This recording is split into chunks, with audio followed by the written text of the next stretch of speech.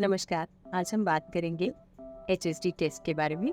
HSG जिसको कहते हैं हम हिस्ट्रोसाल्पिंगोग्राफी, ये क्या टेस्ट होता है, इसको किस प्रकार कराया जाता है और ये किस महिला को कराना चाहिए, किस समय कराना चाहिए, इसके क्या क्या फायदे हैं, आज की वीडियो में हम ये बताएंगे। हिस्ट्रोसाल्पिंगोग्राफी एक फ्लोरोस्कोपिक प्रक्रिया है जो गर्भ के आकार के बारे में जानकारी देने के साथ साथ फैलोपियन ट्यूब में भी ब्लॉकेज के बारे में पता करने का मदद करती है। फैलोपियन ट्यूब गर्भाशय का एक मुख्य पार्ट है जो कि फर्टिलिटी के लिए बहुत ही महत्वपूर्ण अंग है। अंडा इसी ट्यूब के माध्यम से अंडाशय से गर्भाशय तक आता है। फ्लोरोस्कोपी या हिस्ट्रोसाल्पिंगोग्राफी एक प्रकार का एक्सरे है जिसमें महिलाओं को गर्भाशय और फैलोपियन ट्यूब की जांच की जाती है। इस प्रकार के एक्सरे में एक विशेष प्रकार की डाई को इंजेक्शन द्वारा शरीर के अंदर डाला जाता है। इसके बाद आंतरिक अंगों को देखने के लिए उन्हें एक्सरे या रेडिएशन के संपर्क में लाया जाता है। जब यह डाई गर्भाशय और फैलोपियन ट्यूब के रास्ते से गुजरती है तो एक्सरे में फिल्म पर सफेद रंग में दिखने लगता है। इस तरह से हम पता लगा सकते हैं कि महिलाओं के गर्भाशय का आकार नॉर्मल है या एबनॉर्मल, फैलोपियन ट्यूब ओपन है या ब्लॉक। HSG टेस्ट कब नहीं किया जा सकता?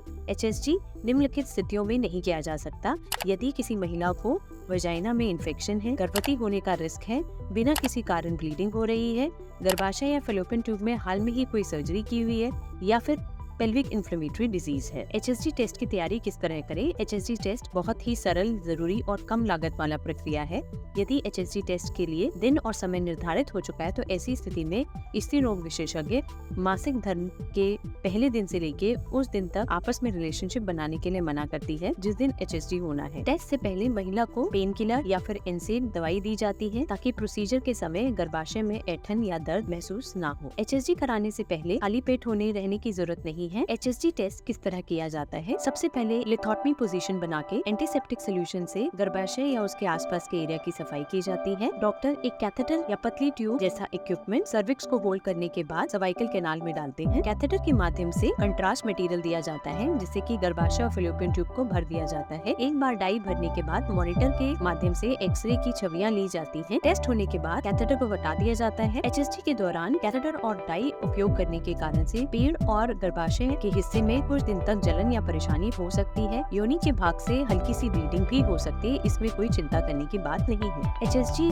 कराने का सुझाव किन किन महिलाओं में दिया जाता है?